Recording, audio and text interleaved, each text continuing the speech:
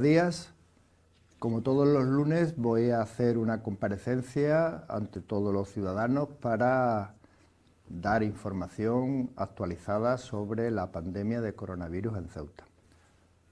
Antes de dar los datos, deseo realizar varias cuestiones, ¿no? En primer lugar, una aclaración a todos los ciudadanos y ciudadanas de Ceuta. Hemos podido escuchar en los últimos días alguna crítica sobre el incumplimiento de obligaciones por parte de la Delegación de Gobierno. En este contexto quiero aclarar que desde la sede gubernativa se está dirigiendo y coordinando todo el dispositivo para luchar contra la pandemia y se está haciendo según las instrucciones del Gobierno de España de manera eficaz, discreta y sin entrar en disputas políticas que de nada sirven ahora. Estamos luchando contra una pandemia que se ha cobrado miles de víctimas. Es el momento de actuar más unidos y coordinados que nunca. Esto es importante. El Gobierno de España, siguiendo la cadena de mando, solo tiene en todos los territorios una sola voz, la de la autoridad sanitaria. Dejemos a un lado todos los intereses partidistas y trabajemos codo a codo porque este virus no entiende de ideologías ni credos y solo juntos, desde el acuerdo y la responsabilidad, podremos vencerlo. Creo que es una cuestión que afecta a todos los ciudadanos, creo que estamos todos unidos en esta lucha contra la pandemia y por lo tanto creo que es el momento desde el inicio y hasta que acabe toda esta crisis, de actuar juntos, codo con codo, como así está pasando, y hacer posible que venzamos esta crisis con los menos daños posibles y saliendo todos airosos de esta situación. Por otro lado, quiero también comenzar esta comparecencia dando el pésame en nombre del personal sanitario de Ingesa a los familiares de los 4 fallecidos hasta ahora en Ceuta. Hace ya algún tiempo que fallecieron, pero que sepan que están en nuestros recuerdos y que todo el personal sanitario les traslada el pésame. También quiero dar el pésame a todos los familiares de los profesionales sanitarios de todos los ámbitos que en España han fallecido por contagio del coronavirus en el ejercicio de sus funciones. Hay sitios en España donde el impacto del coronavirus ha sido muy alto, el trabajo de los profesionales sanitarios ha sido ingente y en ese contexto pues ha habido contagio de profesionales sanitarios y por desgracia ha habido fallecimientos. Agradecer también a todos los que han contribuido a que los datos de Ceuta sean actualmente favorables, que es un dato positivo que es bueno reseñar. A los ciudadanos y ciudadanas de Ceuta por mantener las medidas de higiene y las de confinamiento y distanciamiento social, que han sido muy duras y que siguen siendo muy duras y que han sabido comprender la situación, se mantienen en sus domicilios y hacen lo que se les ha recomendado desde el primer momento por todas las autoridades sanitarias y el Ministerio de Sanidad. Por lo tanto, quiero agradecerles la contribución a que esta pandemia se esté controlando. A los profesionales sanitarios por su esfuerzo y dedicación en estos momentos de crisis. Es una situación excepcional. Los profesionales sanitarios siempre tenemos que estar en primera línea y siempre estamos ahí, pero hay que tener en cuenta que en situaciones excepcionales el esfuerzo que se hace es muy importante y por lo tanto quiero agradecerle a todos ellos el esfuerzo y dedicación que están teniendo en estos momentos. La coordinación desde la delegación del Gobierno en Ceuta, como comenté antes, para que todas las entidades, organismos, instituciones actúen de manera compacta y de manera conjunta para hacer posible que los datos que hoy tenemos en Ceuta sean favorables. A la Consejería de Sanidad de la Ciudad Autónoma de Ceuta, con la que colaboramos constantemente y estamos constantemente en contacto, dándonos datos unos a otros, apoyándonos unos a otros y por lo tanto sacando adelante esta situación. Policía Nacional, Guardia Civil, Policía Local, que hacen que la seguridad ciudadana se mantenga y velan porque las medidas de confinamiento pues se mantengan.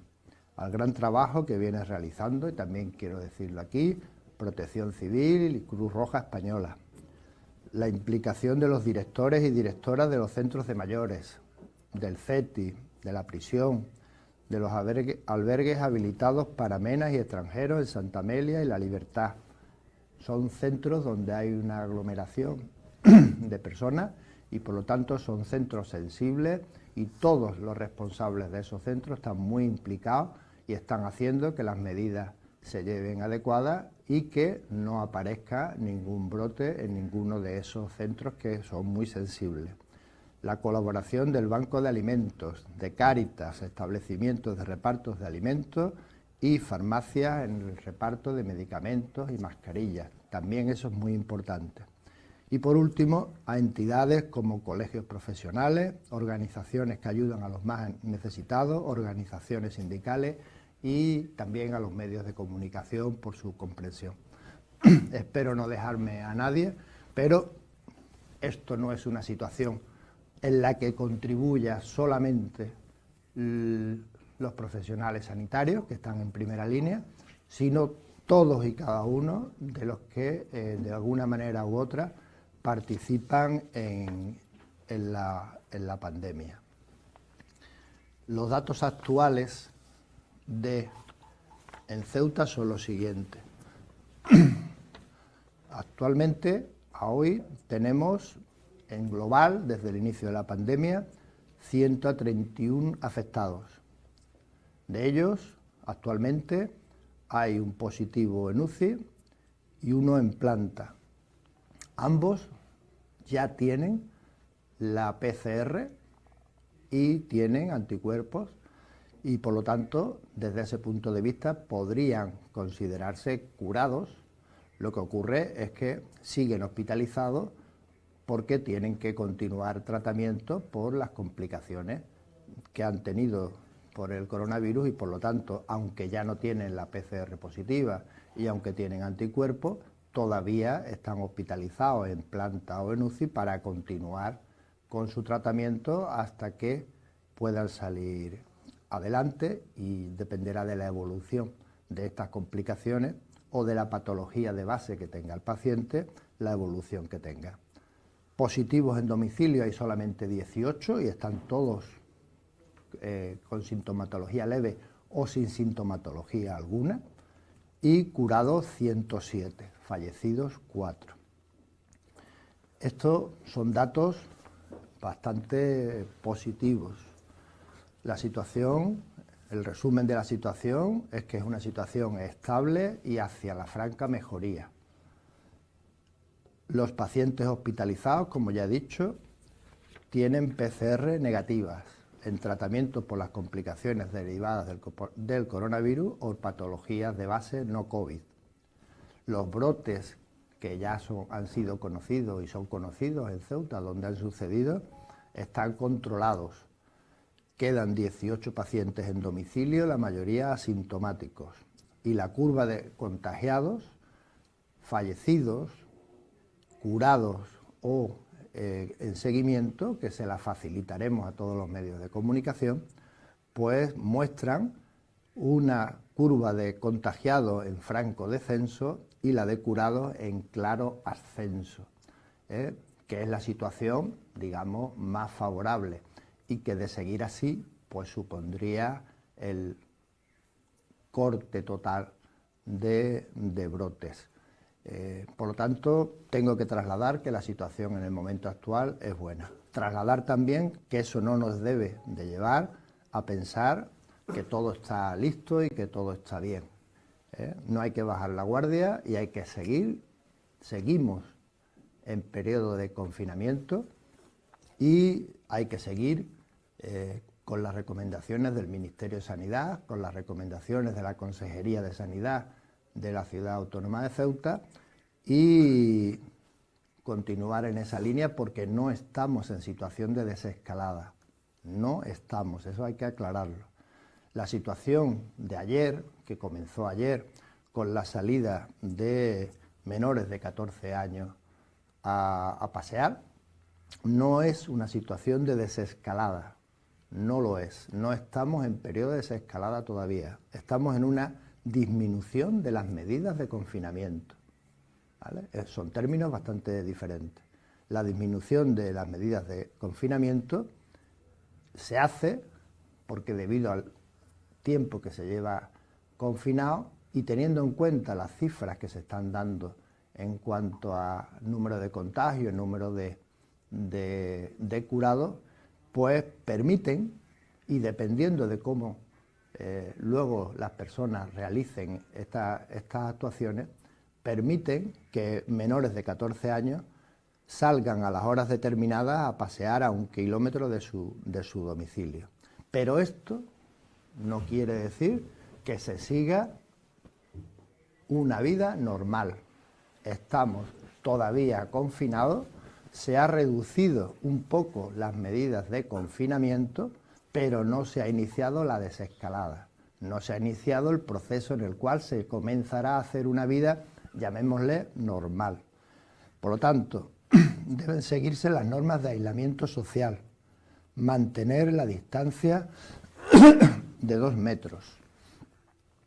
Se aconsejan mascarillas si este distanciamiento no es posible y seguir medidas higiénicas a la llegada a casa con ropas, zapatos, utensilios como balones, bicicletas o patines y las habituales de higiene de manos. Eso no ha cambiado ni va a cambiar durante toda la pandemia, ¿vale?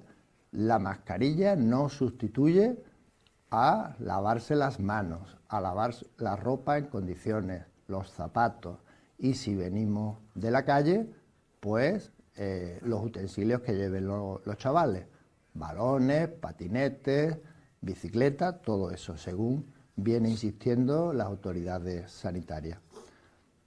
Insistir, por lo tanto, en que no debe usarse esta norma para relajar las medidas de contención del virus. En Ceuta en general, gran parte de la población está siguiendo las medidas correctamente. Sin embargo, hay zonas en las que no.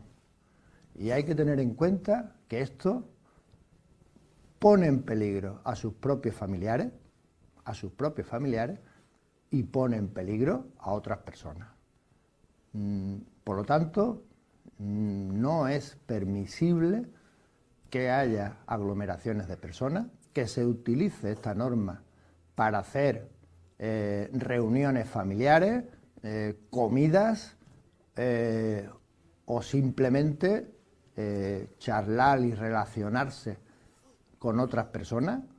El distanciamiento social persiste y las medidas están pensadas para que los menores de 14 años paseen a 1 kilómetro de su casa, puedan relajarse del confinamiento que han tenido en casa, pero de ahí otra vez a casa y otra vez a seguir confinados. Por favor, esto hay que llevarlo a rajatabla porque, vuelvo a decir, no solamente ponemos en peligro a nuestros familiares, sino también ponemos en peligro a otras personas.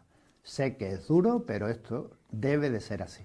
La situación que hay ahora mismo en Ceuta es una situación muy buena y si esa situación aparece un rebrote, pues la situación podríamos volver a la situación previa. Hay que tener en cuenta, y eso hay que decirlo, que los virus tienen su vida, tienen su tiempo de actuación, pero también hay que tener en cuenta, como pasa en todas las batallas, que los virus más potentes son los que van sobreviviendo y por lo tanto, aunque el número de virus sea menor, los que quedan pues son los que más infectan o los más fuertes, por decirlo de forma coloquial. Por lo tanto, si hubiera reinfección de varios grupos, podríamos tener un nuevo brote o varios brotes y estaríamos otra vez en la situación de partida. Por lo tanto, no hay que bajar la guardia,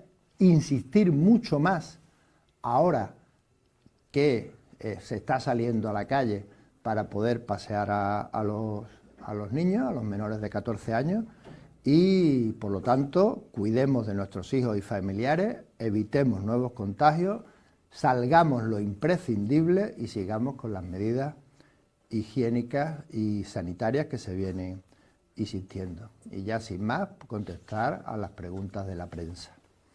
Ceuta Televisión pregunta: hoy mismo, este lunes, arranca el estudio de seroprevalencia, tal y como indicaba este domingo el ministro.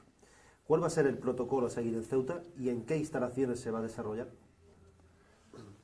Sí, me extenderé luego también en otra pregunta en este sentido. Por un lado, hoy se inicia en toda España la encuesta de seroprevalencia. Es un estudio, una encuesta que se ha establecido a nivel nacional y por lo tanto Ceuta participa del mismo. Para Ceuta, la muestra mínima necesaria para que sea una muestra valorable y de esa muestra se pueda sacar para la población general son a 900 ciudadanos. Estos 900 ciudadanos están distribuidos a través de los datos que ha facilitado el Instituto Nacional de Estadística, están distribuidos en todas las zonas censales de Ceuta y se realizarán en familias completas, incluso los que en ese momento, aunque no estén, según el INE, en ese domicilio censado, pero estén pernoctando por distintas circunstancias en ese domicilio. Hoy se empezará a contactar con todas estas familias y a partir de mañana se empezará a hacer la encuesta, que ahora la explicaré, y se comenzará a la toma de muestras. Los puntos que se han habilitado, llevamos una semana trabajando, hemos trabajado durante el fin de semana también para que esto se lleve a cabo. La encuesta de seroprevalencia finalmente se encargó al INGESA su realización y por lo tanto la va a llevar el INGESA en su totalidad. Se va a hacer en tres puntos. En atención primaria se va a centralizar en el centro de salud de la avenida de Otero, en el centro 2. En la atención especializada se va a centralizar en las consultas externas del hospital donde se ha habilitado espacios para ello.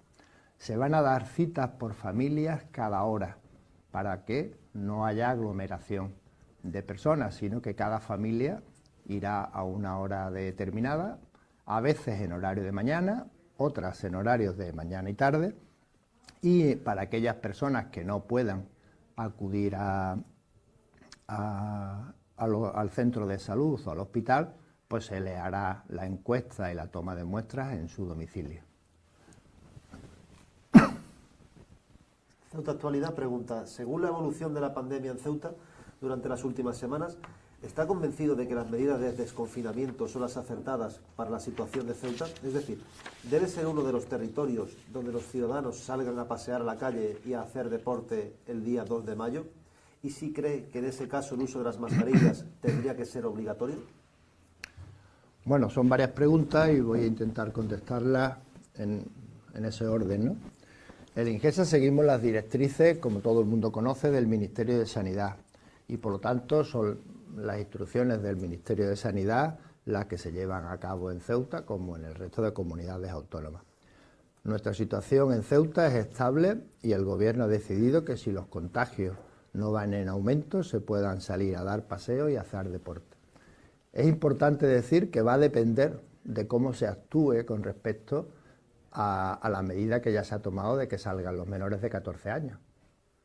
Si esas medidas se hacen correctamente, si no hay aglomeraciones de personas, si no hay nuevos contactos o nuevos brotes, pues se podrá seguir disminuyendo los criterios de confinamiento y permitiendo que más personas puedan salir a la calle. Estamos hablando de reducción del confinamiento, no de desescalada, que es otra cosa distinta, ¿vale? Pero va a depender de eso. Y la desescalada va a depender de cómo salga el estudio de seroprevalencia, que ahora explicaré un poco más con detenimiento. Si durante esta semana se hace todo bien, si durante esta semana el número de contagios en Ceuta y en el resto de España el número de fallecimientos es menor, el número de contagios es menor, el número de curados sigue siendo positivo, pues la idea inicial a fecha de hoy es poder permitir que se pueda salir ya a personas mayores a hacer deporte y otro tipo de actuaciones, pero va a depender de cómo nos comportemos esta semana. Y respecto al uso de mascarillas, pues tanto la Organización Mundial de la Salud como el Gobierno recomiendan el uso a toda la población. Yo veo en Ceuta que todo el mundo la lleva. Y hay que tener en cuenta que a pesar de llevar mascarilla, lo importante es el distanciamiento social, mantener 2 metros con respecto a otra persona, medidas higiénicas habituales, medidas higiénicas a la vuelta a casa. No debemos pensar que la simple mascarilla es para relajar el resto de las medidas recomendadas y por lo tanto el que salga y el que vaya a hacer algún tipo de actividad, si lleva una mascarilla puesta, pues muchísimo mejor. Si no la lleva y guarda un distanciamiento y hace sus medidas higiénico-sanitarias, no tiene por qué infectar ni infectarse. ¿Quién no debe de salir? Aquellas personas que tengan fiebre, que tengan tos o que tengan algún tipo de enfermedad, de ninguna de las maneras. Esa persona tiene que contactar, como siempre, con los servicios sanitarios y prestarse la atención necesaria que requiera en ese momento. Infoceuta pregunta, Sanidad habla de que las autonomías deben estar preparadas para un posible rebrote. ¿Se ha hablado o estudiado la posibilidad de un nuevo rebrote en Ceuta? Por supuesto. Vamos a ver, cualquier centro sanitario tiene que estar tener sus planes de actuación, ¿no? Hay tres posibles escenarios. Por un lado está el plan de contención, del que ya hemos hablado en otras ocasiones, ¿no? El plan de contención está realizado cuando todavía no se ha iniciado una pandemia, pero ya hay casos determinados y lo que hace es evitar que progrese una determinada enfermedad, que ahora es coronavirus, puede ser otra. En otras ocasiones pues vimos la gripe A, el SARS, ébola. Plan de contención es evitar que haya casos y si hay casos que sean lo menos posible. Ese es uno de los primeros planes que tienen todos los centros sanitarios, ¿no?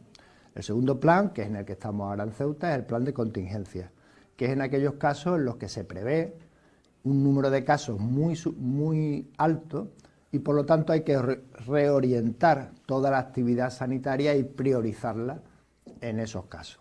Eso hace, pues, como ha pasado en Ceuta, que se disminuyan al mínimo las consultas externas, que se disminuyan al mínimo las hospitalizaciones, que se haga atención domiciliaria, en definitiva, centrar la asistencia sanitaria en el coronavirus, como pasa ahora mismo en Ceuta, sin desatender las patologías urgentes, por supuesto, pero centrándonos en ello. Es verdad, y también es un dato positivo, que los datos iniciales sobre el plan de contingencias para Ceuta preveían un mayor número de casos, un mayor número de ingresos, un mayor número de ingresos en UCI de los que finalmente hasta ahora se han producido. Esto es cierto. Y nosotros la preparación que hicimos en su momento era sobre datos teóricos y con datos que había de otras provincias y a nivel nacional, pues se hizo la extrapolación a Ceuta y el número de casos que se preveían de ingresos hospitalarios y de ingresos en UCI o urgencia era muchísimo mayor que el que por fortuna y por el esfuerzo de todos finalmente ha ocurrido. Y por último, el tercer plan que se tiene y se dispone, por supuesto, aquí y en todos sitios, es un plan de catástrofe. Vamos a ver, no hay ningún servicio sanitario, ni en España ni en el mundo, que no tenga plan de catástrofes. ¿Por qué? Porque la catástrofe se define una situación en la que desborda los servicios sanitarios. Si todos los servicios sanitarios estuvieran dotados, que eso es imposible, para cualquier tipo de emergencia, pues no existirían los planes de catástrofe. Luego, los planes de catástrofe se realizan para, en aquellos casos en los que el servicio sanitario esté desbordado, requerir la ayuda externa de todo tipo, desde convertir pabellones, polideportivos, hoteles, otro tipo de instalaciones, barcos, como centros asistenciales, requerir la ayuda de otras instituciones sanitarias, del Ministerio de Defensa o de cualquier otro sistema que sea preciso para vencer la catástrofe. Y en ese sentido se elabora y se tiene pues un plan de catástrofe. Esos son los 3 escenarios que están preparados, por supuesto que se dispone en Ceuta, y a partir de ahí nosotros estamos en el plan de contingencia con un número de contingencia bastante menor del esperado, afortunadamente,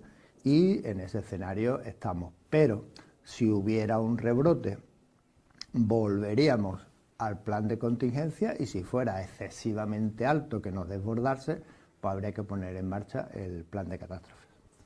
El pueblo de Ceuta pregunta: ¿por qué el hospital no facilita una información fluida a la familia de la paciente ingresada hasta este domingo en observación, según han denunciado sus propias hijas? Bueno, yo quiero matizar esto. Por un lado, hay que decir que el titular de la información médica es el paciente, por la Ley de Autonomía del Paciente. Bien, si el paciente accede a que esa información se traslada a los familiares, se le da, y si no accede y si no puede dar el consentimiento por la gravedad que tenga, porque esté inconsciente o por los motivos que sea, pues se da de forma directa, personal, a familiares cercanos, y son estos los que deben de dar la información al resto de familias, más en esta situación donde se sabe que está limitado el acceso al hospital a un solo familiar. La información telefónica es excepcional, se da con mucha frecuencia, no quiero relacionarla con este caso, pero sí decir que se da con mucha frecuencia, que se llaman por teléfono a un centro sanitario, al hospital, a primaria o lo que sea, alguna persona que dice ser familiar a pedir información, y esa información no se puede dar hasta que no se acredite que es un familiar y tenga permiso del titular de la información, que es el propio paciente. Por lo tanto, esto es así y es un imperativo legal, tanto por la Ley de Protección de Datos como por la Ley de Autonomía del Paciente. Tenemos que decir que es una cosa que es probable que no todo el mundo sepa, que en los centros de atención primaria hay, durante todo el tiempo de apertura, un coordinador médico y una coordinadora de enfermería para resolver problemas de todo tipo. En el hospital, durante la mañana, están supervisores y los jefes de servicio, están el servicio de atención al paciente, que se dedica específicamente a resolver problemas de este tipo, y por supuesto la dirección del hospital. Y luego el resto de la jornada laboral permanece durante las 24 horas del día un supervisor de enfermería de guardia y un jefe de la guardia, un médico jefe de la guardia, también para resolver este tipo de problemas. Por lo tanto, en estos circuitos, cuando algún familiar tenga un problema o cuando un familiar requiera algún tipo de actuación, pues son estas personas las encargadas de resolver los problemas que puedan surgir. Yo, a través de lo que salió en prensa, solicité información. Entonces, la información que recibo es que se informó a un familiar y que también el Servicio de Medicina Preventiva, en concreto el jefe de servicio, el doctor Domínguez, contactó con los familiares para aclarar la situación, teniendo en cuenta que se había facilitado información. Es posible que no se le trasladara por parte de las personas a las que se le dio información a otros familiares, y eso crease algún tipo de problema. No obstante, desde aquí pido disculpas si ha habido algún malentendimiento en este sentido, porque desde luego no está en la voluntad de nadie negar información ni mucho menos, ni que haya desasosiego por parte de ningún familiar por el estado de su familiar, ni mucho menos. Radio Televisión Ceuta pregunta, ¿hay una mujer Policía Nacional en observación por dar positivo y que no han contabilizado en la radiación que dan diaria, y otra mujer en la primera planta médica que dio negativo en PCR pero positivo en IgM con posibilidad de contagio? Vamos a ver, yo no sé qué interés podría tener el Ingesa en dar una información irreal. Desde el primer momento se está dando información diaria a las 12 de la mañana y a las 8 de la tarde de los casos que hay. Por lo tanto, no hay ningún interés en ese sentido. Hay que tener que decir que también las normas dicen que no se deben de dar datos que orienten hacia personas ni que orienten hacia nada. Hay casos que se están dando de que generan un estigma hacia esa persona. Se dan datos de una persona que dice tener o haber tenido un COVID y aunque esté curado, pues no se le acerca a nadie y genera rechazo social incluso. Está pasando incluso con sanitarios, que hay personas que ni se le acercan, ¿no?, por miedo al contacto, incluso tienen rechazos sanitarios que están trabajando día a día para salvar vidas y tienen que sufrir este tipo de cosas. Por lo tanto, y eso le está pasando también a pacientes. Entonces, puede haber un caso de una persona que ha pasado el COVID, que está curada, está sana y no tiene ningún tipo de criterio de COVID y que ingrese en el hospital por otro motivo. Por lo tanto, no es un paciente COVID, no es un paciente positivo, es un paciente que tuvo y se curó y una vez que lo tuvo y se curó puede hospitalizarse por otro motivo. Imaginémonos que un paciente que tuvo un COVID y se curó, pues se parte una pierna o tiene una apendicitis o cualquier otra patología. Pues llega al hospital, se le trata y se acabó. Y luego, respecto a pacientes que están en observación, pueden pasar de observación, que es donde se inicia, a cuando están mejor, a planta para continuar tratamiento y poder tener también acompañamiento de un familiar, donde en urgencia es más estricto y eso facilita la recuperación y facilita que ese paciente pues en planta está mejor, necesita menos tratamiento y además puede estar acompañado por un familiar. O un paciente que baja de la UCI a planta, etcétera. Estos son los casos que se vienen dando. Pero los que estamos informando como casos positivos son positivos y los que estamos informando como casos curados son casos curados. Y si hay algún paciente que haya tenido un coronavirus, que esté curado, que no sea infeccioso y que ingresa por otro motivo, no hay por qué ponerlo en ninguna lista, ni hay por qué señalarlo cada vez que vaya a algún sitio. Esa sería un poco la explicación de este tema. Cadena COPE pregunta, en caso de contagio de un niño o de una niña por coronavirus que requiriese de su hospitalización, ¿el paciente estaría en aislamiento absoluto como ocurre con los adultos o bien podría acompañarle algún familiar? Por supuesto, la incidencia en niños es muy baja, casi nula en España, ¿no? El hospital tiene medidas de aislamiento en el área de pediatría y habitaciones adecuadas con presión negativa para tratarse. En estos casos se permite, por supuesto, el acompañamiento de un familiar. Lo que sí se dice es que debe de ser siempre el mismo, ¿vale? Facilitar a ese contacto, a ese familiar, que suelen ser los padres o quien se designe, que sea siempre el mismo.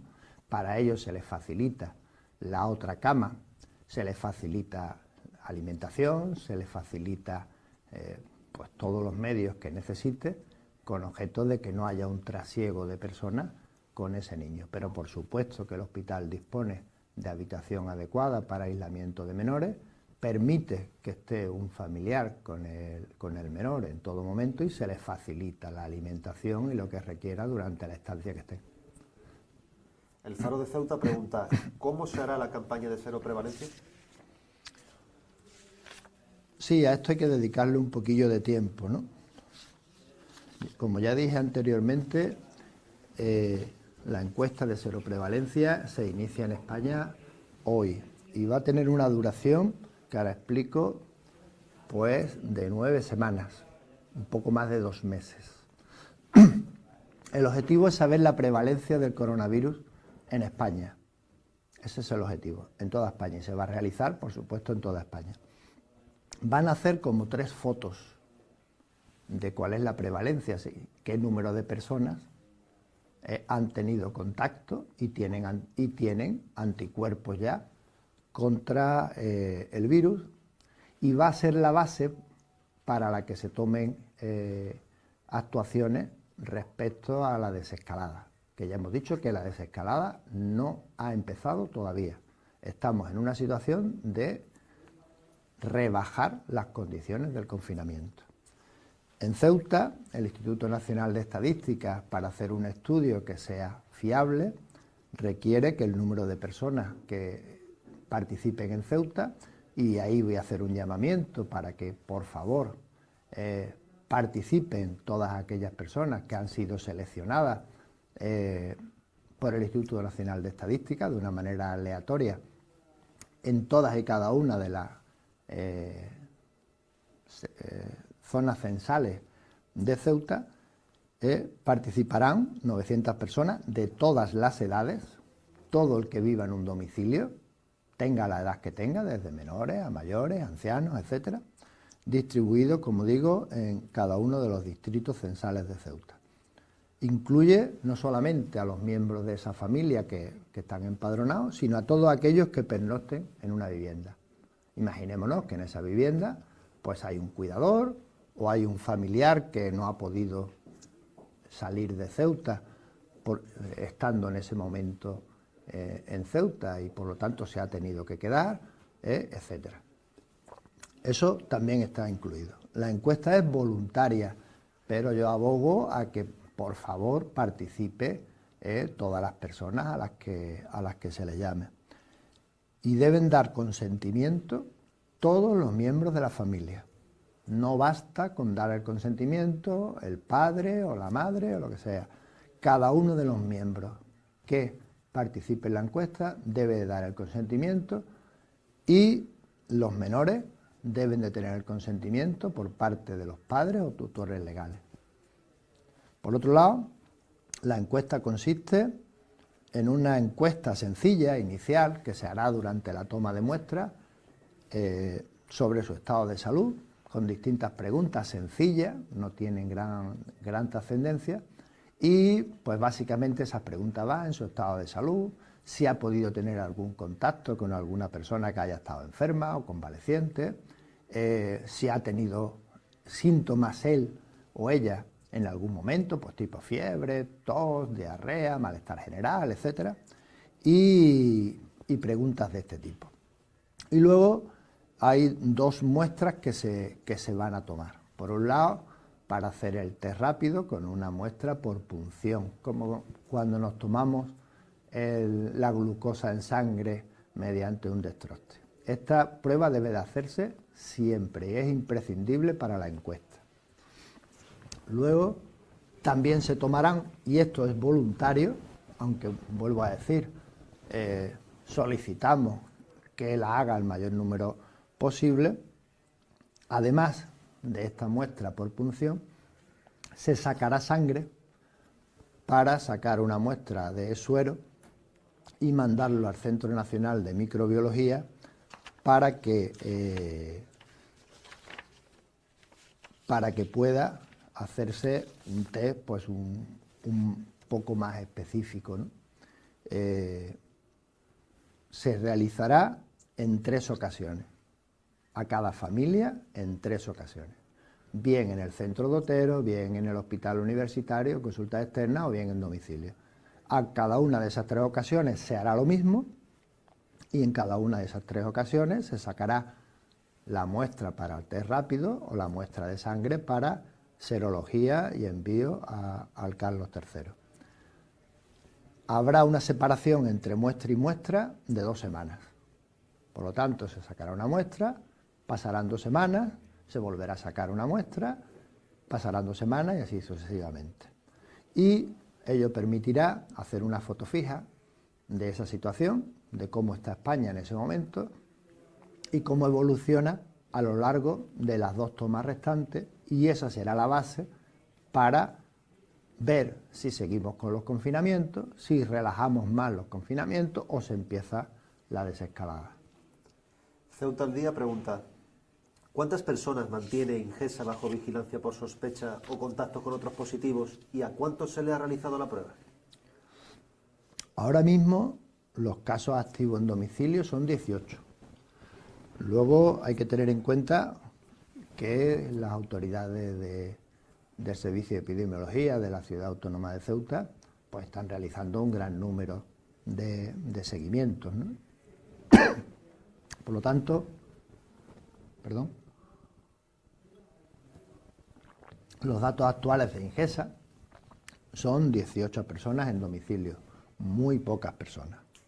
Y puedo decir que todas estas personas están en buen estado general y en los próximos días, si no hay nuevos contagios y no hay nuevos acontecimientos, pues podríamos decir que gran parte o todas las personas que han padecido o han tenido contacto con el coronavirus pues están curados, porque ya digo que de 131 casos acumulados están los 2 pacientes que están en el hospital y 18 en sus domicilios, que son cifras muy buenas. Hasta ahora en Ceuta se han hecho por PCR 837 pruebas y por test rápidos de anticuerpos 935. Cadena SER pregunta: ¿estaría Ceuta preparada desde el punto de vista sanitario, siguiendo los marcadores del Ministerio de Sanidad, para un desconfinamiento total a finales de mayo? Esa pregunta es difícil de contestar. El desconfinamiento total y el hacer, ¿qué significa?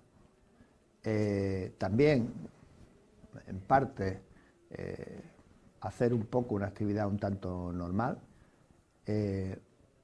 Es delicado pronunciarse en este momento. Va a depender de varias cosas.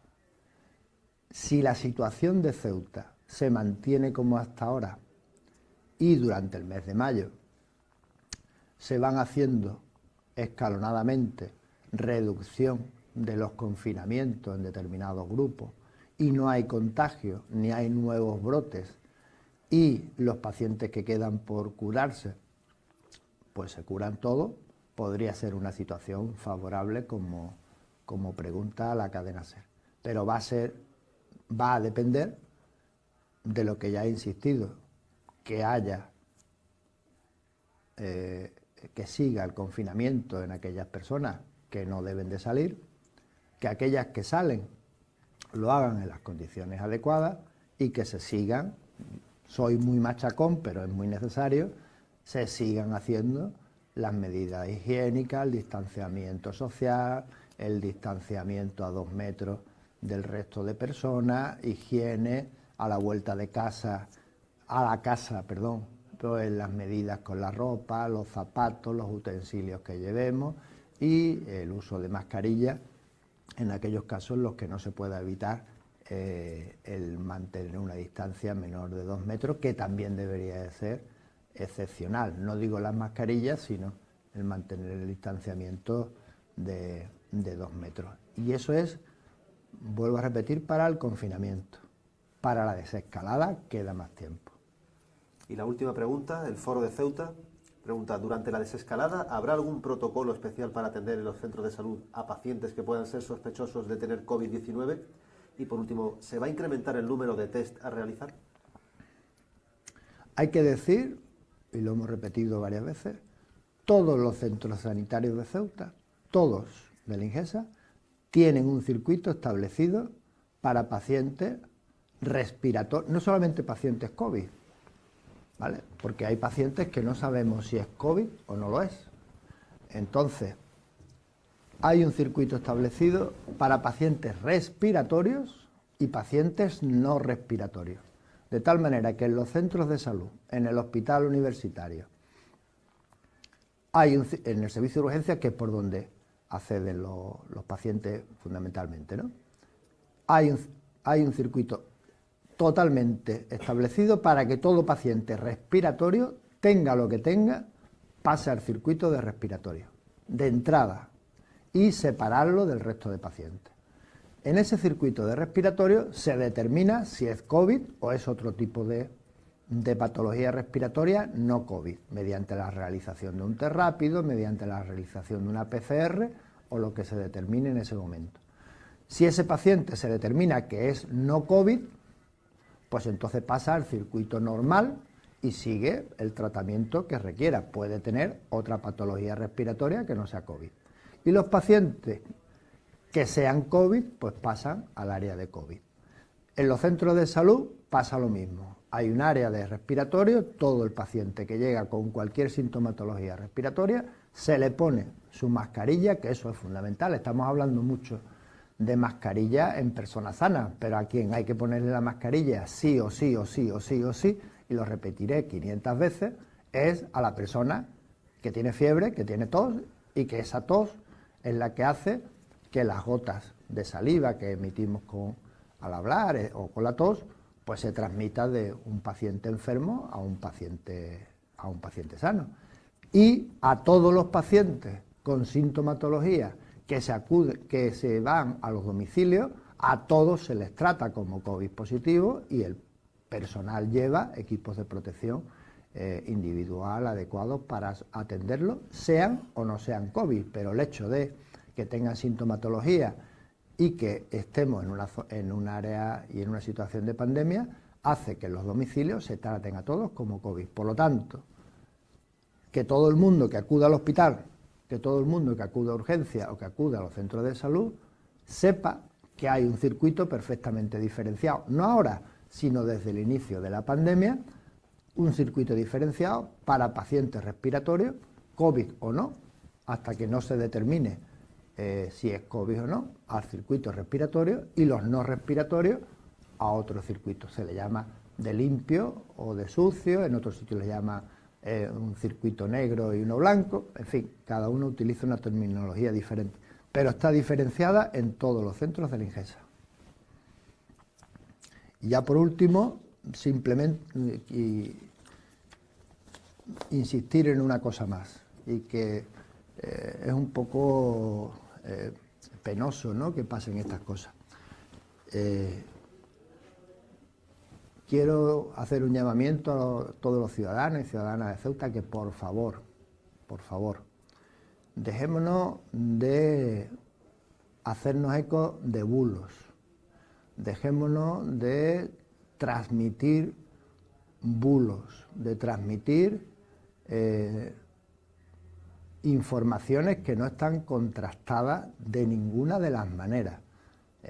Se ven cosas en redes sociales, se ven cosas en otras áreas, en otros medios, que no tienen absolutamente nada que ver con la realidad. Se miran cosas, recibimos todos WhatsApp, recibimos todos Facebook y todo este tipo de tecnología de la información, cosas que no tienen absolutamente nada que ver con la realidad.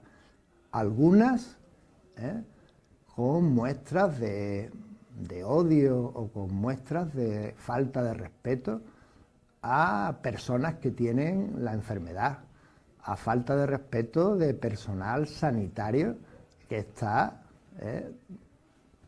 dejándose el pellejo trabajando, voy a hablar en plan coloquial, haciendo todo lo posible y echando muchísimas horas en controlar la situación, y encima pues hay que soportar en redes sociales y en medios críticas que no tienen ningún tipo de sentido.